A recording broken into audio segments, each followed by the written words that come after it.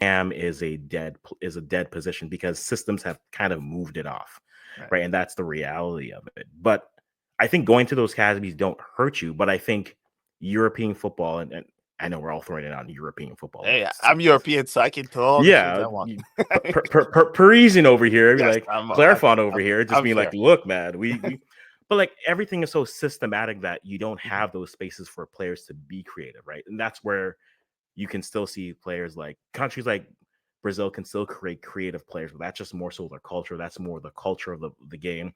That's futsal. That's a bunch of different things, right? But yeah, you look at Africa and you're like, okay, there are players who go over.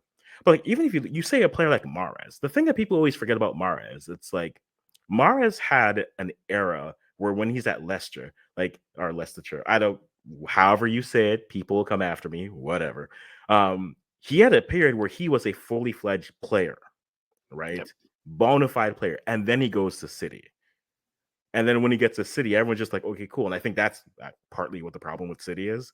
Like they don't have necessarily, they got Holland, cool, ready-made player, dominated at one league there, dominating there. But right now, City, they don't have necessarily players who were dominant alphas at their old club coming in, right? Doku, we're still waiting to have that emergence, right? You still have some of those young players coming through as well. But other than De Bruyne, other than Holland, ultimately, you don't have any more of those players who are just, hey, we are top dogs here. We've played other places. Now we are here and we are going to continue to dominate. And with Africa, you see that it's not that they've gotten soft, because I don't think soft is the right word to put it, but they aren't used to the environments that they were built in, right? I think it's more being stuck into a system now. I think that's why they Yes. kind of criticize Pep a little bit because he has that function where you're a player, what you have, those Yeah. 3 or 4 things that you have to follow,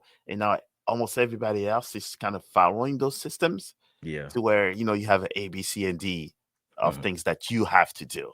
Yeah. The Neymar, I think it's almost.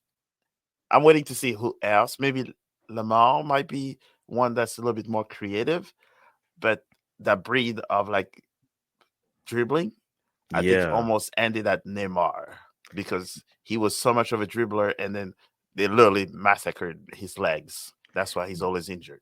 Yeah, Neymar is an interesting callback because I think I make this tennis comparison Mhm. with Neymar, where Neymar is Andy Murray in an era of Djokovic, Federer, and Nadal.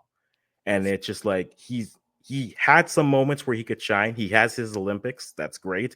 He had decent showings at World Cups, but he's just that player in an era where you're like, man, if he was in this era right now, he would dominate. He would Yeah. kill because you don't have that type of a player, right? And if you look at like even if you want to look at it through the frame of African players, right? Who are those players who can just take the ball and then control the game and really be the metronome of it?